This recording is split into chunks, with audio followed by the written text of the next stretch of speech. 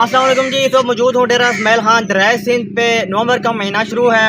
अब देख सकते हैं पानी की मिकदार कम हो चुकी है। गर्मियों में जब हम यहाँ पे आते थे तो यहाँ पे काफ़ी ज़्यादा पानी होता था, दूर दराज तक जो घर बने हुए हैं वहाँ तक पानी चला गया था दरियाए सिंध का। लेकिन अब चूँकि सर्दियों की आमद है और पहाड़ों पे जो ग्लेशियर होते हैं वो पिघलते नहीं हैं, जिसकी वजह से जो दरियाए सिंध का पानी है ये आपको बहुत कम दिखाई दे रहा है। और दूसरी वजह यह है कि ये बहुत गंदा पानी भी है, क्योंकि बहुत सारे लोगों ने अपने घरों का पानी भी दरिया के अंदर छोड़ा हुआ है। और इसके अंदर दरिया के पानी के अंदर मतलब जितनी भी मछलियाँ होती हैं वो फिर गंदे पानी की वजह से मर भी जाती हैं। तो ये मेरी इल्तिमास है कि घरों का जो पानी है उसको खजारा कोई और तरीका बनाएं, जिससे जो घरों को निकासी का पानी है लोगों का वो अपने निकासी के पानी को किसी और तरफ लेकर जाएँ, दरिया में ना लेके जाएँ, क्योंकि फिर दरिया में जो मछलियाँ होती हैं वो फिर गंदे पानी की वजह से सांस नहीं ले पाती और फिर मर जाती हैं। तो यहाँ पे पानी भी बहुत कम है। ये भी लम्हा फिक्रिया है कि क्यों सर्दियों में दरिया सिंध का पानी कम हो जाता है। ये मेरा सबसे सवाल है, इसका जवाब मुझे कमेंट सेक्शन में दीजिएगा कि सर्दियों में जैसे ही नवंबर का महीना शुरू होता है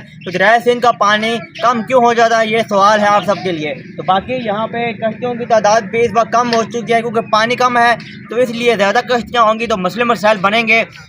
तो इसलिए आपको सिर्फ 2 कश्तियाँ ही नज़र आ रही हैं। तो यहाँ पे आप देख सकते हैं अभी चूँकि दिन के 2 बज रहे हैं, तो जब जैसे ही सूरज हल्का हल्का डलना शुरू होगा तो दिन के 4 बजे यहाँ पे बहुत ज़्यादा रश हो जाएगी। जुमे के दिन पूरे ढेर की जो आवाम है वो आती है। यहाँ पे आप जो इलाका देख रहे हैं इस वक्त ये आपको फुल चकाचक भरा हुआ नज़र आएगा 4 के बाद, क्योंकि यहाँ पे बहुत सारे लोग दुकानें बंद करके आते हैं, यहाँ पे इंजॉय करते हैं।